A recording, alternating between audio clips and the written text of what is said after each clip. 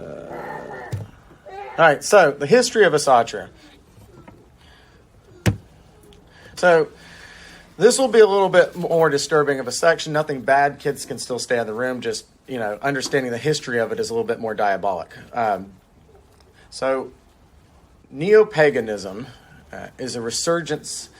Paganism resurged in the 1970s, piggybacking off of Satanism right before it and Wiccanism right before it. We had, in 54, a man by the name of Gerald Gardner coining Wiccanism, which is supposed to supposedly be significantly different from witchcraft. We have Anton LaVey in 66 founding the Church of Satan. So we're seeing a progressive letting off of the brake. We're seeing where there's more and more permissions and restraints removed within society. So first we had witchcraft, then we had Satanism, then the ground was ripe, the soil was ripe for the resurgence of the pagan gods. But it's not as easy as that. We didn't just see a return of people worshiping the pagan gods. Well, the first thing we have, in 72, the term pagan reconstructionism entered the conversation by a man by the name of Isaac Bonowitz. He coined the term inside of his 72 book, Real Magic. It was an attempt to revive ancient pagan religions from various historical sources, including ritual magic and the occult magic types into colors, such as this yellow magic. So now there was a psychological magic. Interestingly enough, he was a magician from UC Berkeley, because for a brief amount of time, apparently, you could actually get a degree in magic from the UC Berkeley. He dabbled in magic as early as 18. He created the Hasidic Druids of North America. He even founded another Druidic group, which for the life of me, I cannot pronounce. But the point here is, and you're going to see this go across the next few slides, paganism is one thing and magic is another. Paganism has things that are against church teaching or against the Catholicism, against our faith. But paganism has a sincerity in it even that magic does not. There was less of a prevalence in magic before these figures came on the scene.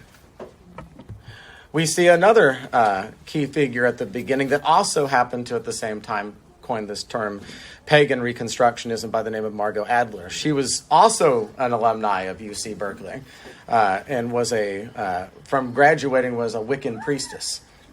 And you might recognize her name. She's been a long-standing contributor on NPR's Morning Edition and All Things Considered. She authored Drawing Down the Moon, which is witches, druids, goddess worshippers, and other pagans in America.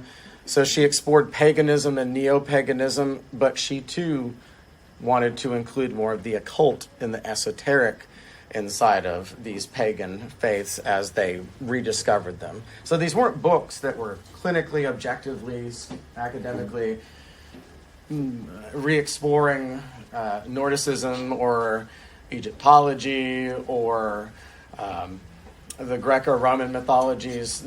It was an exploration of those with a focus on the magical occultist aspects of those beliefs and drawing out and amplifying those sections more than were actually there. So where does that leave us with them? Well, interestingly enough, they actually knew each other as well. Both Bonowitz and Adler participated in Unitarian Universalist congregations. And if you're familiar with the theology, the teachings of which, the Unitarian Universalist congregations, while not all of them, they primarily are pantheistic. They accept universal truths amongst all of the religions of the world while cutting out any of the differences between all of the religions of the world. So a lobotomy of all differences of all world religions.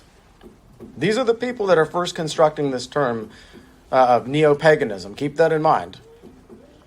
Then separately, across the world, at the same time, the same phenomenon that is going on in culture.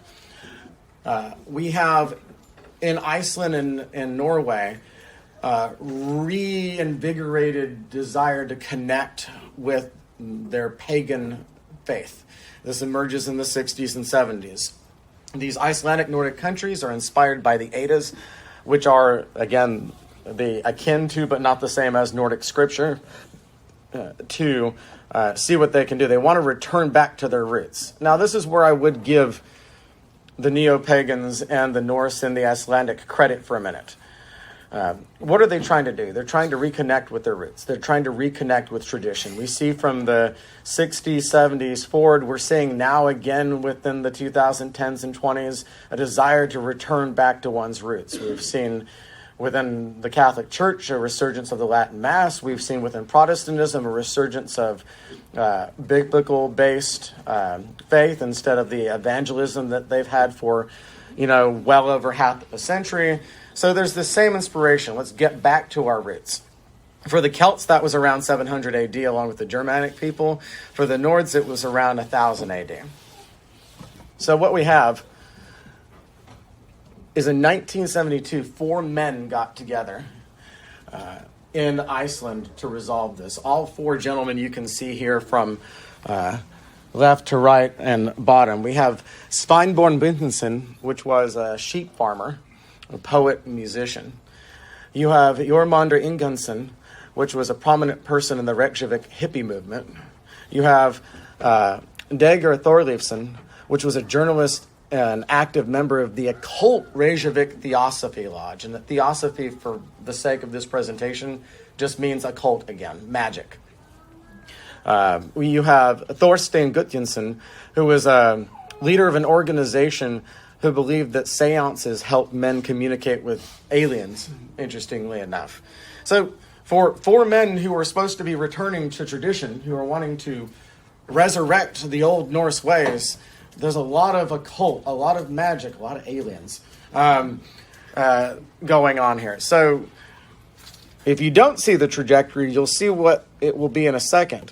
Well, first in 72, after they found this, and it gets recognized as a religion by Iceland and eventually by the United Nations, you can actually request your religious practice be respected inside of U.S. prisons and have the same rights that a Catholic or a Protestant or Jew would.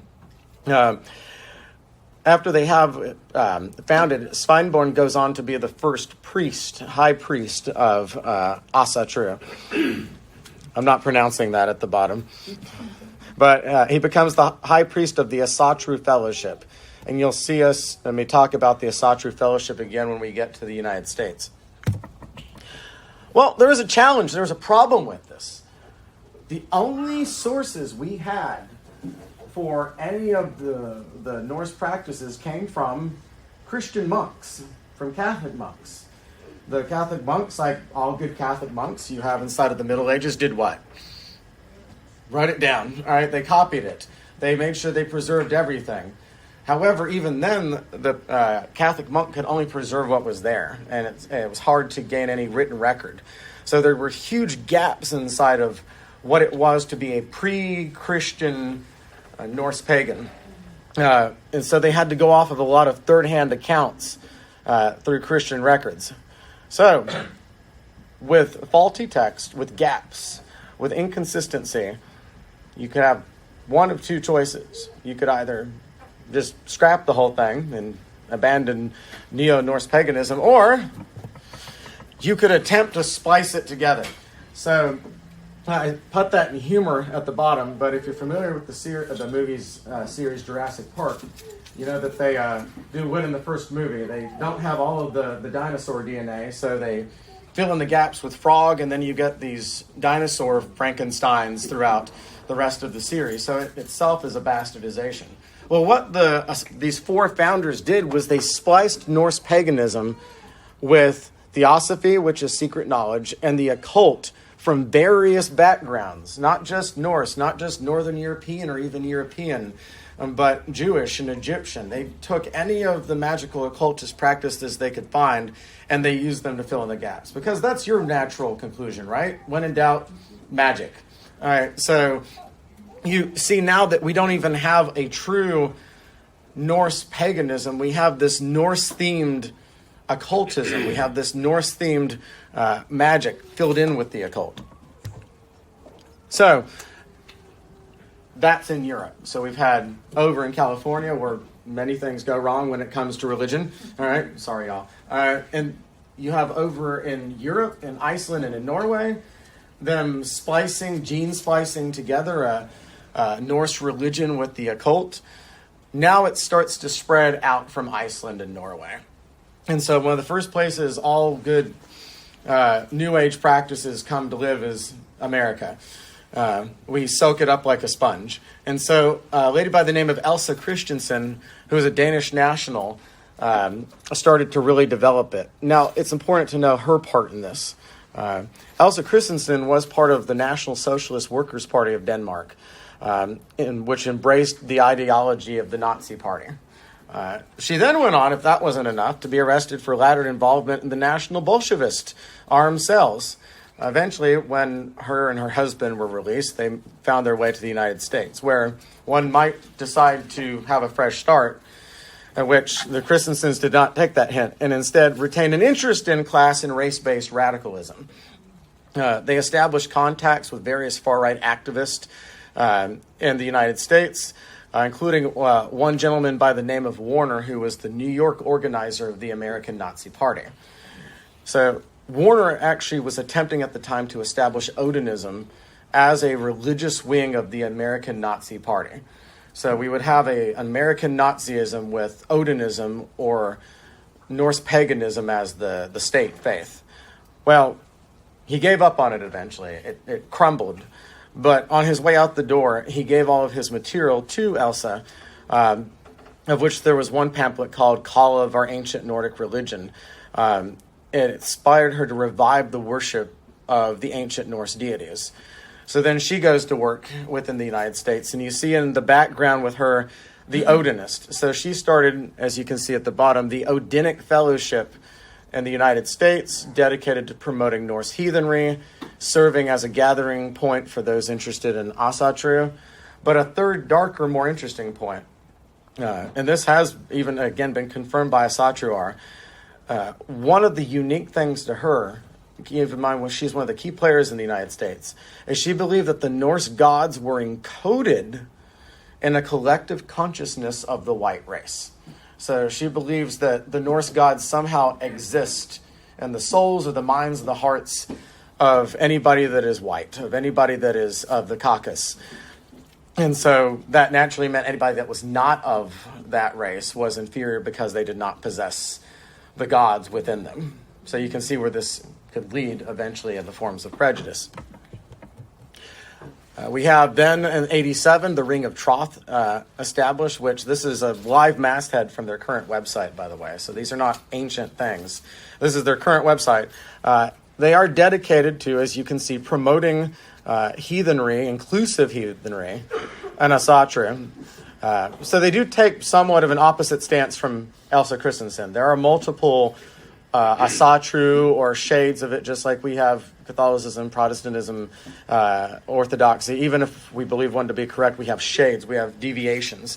So they were more on an inclusive heathenry. And so a lot of money is still dedicated by the Troth each year to trying to spread Asatru out. And Asatru, even more than the Odinic Fellowship, even more than the original four founders, is really who you have to thank for the international prevalence and stabilization of Asatru. So this is like what we saw with, if you were at my talk about New Ageism with chakras and yoga, or outside of that, you see with the sexual revolution. These things didn't happen on their own naturally. There was a forced bump into these systems. Many people assume that this was just the natural progression. Maybe we got tired of Christianity. Maybe even if it's wrong for us to grow tired, maybe people deviated on their own. But there are artificial shifts consciously made by not just individuals, but entire organizations towards the prevalence of these things. So, the curiosity, the last two slides we have here, this is where Asatru is today. We have 9 major Asatru temples across the world, including an hour and a half north of Nashville, Tennessee, in Sirgheim, which is now the capital of the entire Asatru Folk Assembly.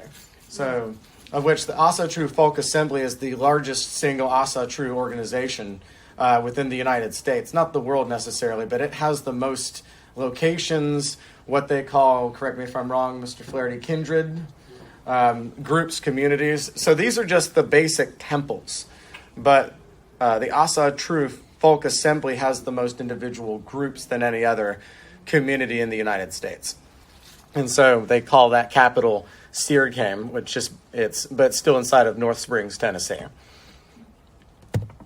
We have over 21 major Asatru communities in the world. Again, as you can see, even though it starts in Iceland and in Norway and in northern European countries, in the case of both slides, the prevalence is in the United States. We soak up New Age practices like a sponge. And you can still see the mention of the Odinist Fellowship, the Ring of Troth in there as well from the previous slides.